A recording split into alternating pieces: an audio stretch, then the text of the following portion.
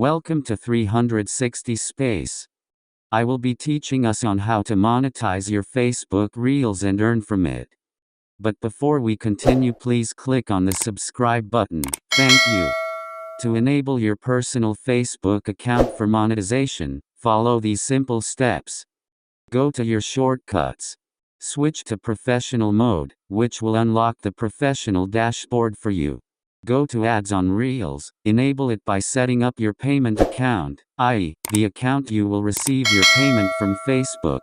It's not an IRA account, automatic ads will be placed on your videos and it will start earning. If you do not find the professional mode on your app, it means that your account is not qualified. It doesn't matter if you have 300 followers or 50k followers. Also, you can qualify for professional mode, but not eligible to start earning. Either way, do not give up. Facebook is large enough to pay as much people. You will not know the next step to take until you are eligible.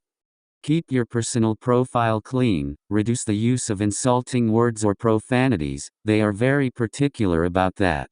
You might receive the notification as soon as you qualify for it or simply check once in a while. Okay, Don't forget to like and also share the video.